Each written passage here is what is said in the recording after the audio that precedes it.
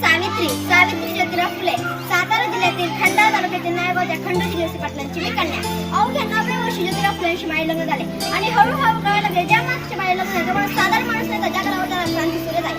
तेव्हा बाईंना उभ्या ठेवण्याची पद्धत होती. बाईंच्या जाती कसं आपण बरं आपलं घर आले घरातली चूल. स्त्री पुरुष पुरुष नाही भेदभाव, या सर्वांवर एकच बायको म्हणजे शिक्षण. शिक्षणाचा अभ्यास एकच खोलीपर्यंत करतात. एकदा ते शिक्षणाचा प्रसार करायला शाळेत होते तर खरंच माझ्या ब्रिटिश मॅडम त्यांना म्हणाल्या, मिस्टर फुले तुम्हाला शिक्षणाचा प्रसार करायचा आहे ना, educated woman first because if woman is educated the all house educated. पण तुम्ही नको वुमनला घराच्या बाहेर पडू देत नाही. सो बॅड झालं. ते माझ्याकडे आले आणि मला म्हणाले, सावित्री आजपासून मी तुला शिकवे. झाला माझा अभ्यास सुरू. बेक बे बेतूंच्या बेत्रिक्षा काना मात्रा वेळी सगळं लिहायला शिकले, वाचायला शिकले आणि हळूहळू काढू सुरू लागले. अशात 1 जानेवारी शनिवार दिनांक 1 जानेवारी 1848 मी पुण्यात भिडेवाड्यात मुलींची पहिली शाळा सुरू केली आणि पहिली शिक्षिका मुख्याध्यापक सुद्धा होईल.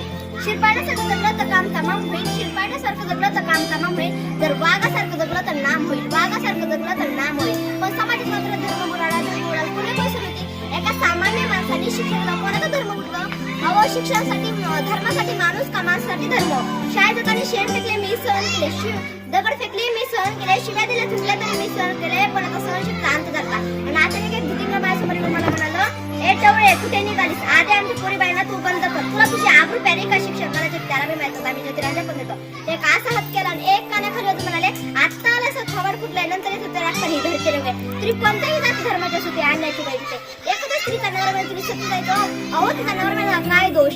यासाठी आम्ही आवाज उठवला. इंग्रज सरकारकडून मागणी केली आणि इंग्रज सरकारने ही बंद केली आणि विद्या कशामुळे आम्ही दत्त घेऊन येणार केले. यशवंत त्या पावलं कसं दूर दूर आमचं अंगण भरून जायचं. लहानाचं मोठं केलं, शिकवलं आणि डॉक्टर सुद्धा बनवलं. नाते एक पुण्यात लेखी सारखीच होती. लोक पटापटा बोलू लागले. मी यशवंत सांगितलं, यशवंत हॉस्पिटल उभारायला हवं. यशवंतने हॉस्पिटल उभारलं. मी त्या रुग्णांचा उपचार करते. प्लेग संसर्गजन्य रोग होता. एकत्र मला भेटत होता आणि यशवंतलाही होणार. पण मुळीच जगलो आम्ही समाजासाठी. समाजाच्या कामासाठी मरणाचं स्वातंत्र्य असं म्हणून. सावित्रीची बाई झाले, सावित्रीबाईची सावित्री माय झाले, सावित्रीची सावित्री बाई झाले, सावित्रीबाईची सावित्री माय झाले. अहो बघता आमच्या 18 शाळा सुरू झाल्या. आमच्या 18 शाळा सुरू झाल्या कारण आम्हाला आनंद होता की मी आया बाईंना शिकवतो. म्हणेल विद्येविना मती गेली, मतीविना नीती गेली, नीतीविना गती गेली, गतीविना वित्त केले, वित्तेविना शूद्र कसले. एवढेच अनर्थ काय विद्येने केले, एवढेच अनर्थ एका विद्येने केले. म्हणून मुलीला शिकवा देशाची साक्षरता. कारण एक मुलगा शिकला तो एकटा शाळा, एक मुलगा शिकला तो एकटा शाळा. पण एक मुलगी शिकली ती अख्ख्या घरात शाळा करू शकते. एक मुलगी शिकली अख्ख्या घरात शाळा करू शकते. धन्यवाद.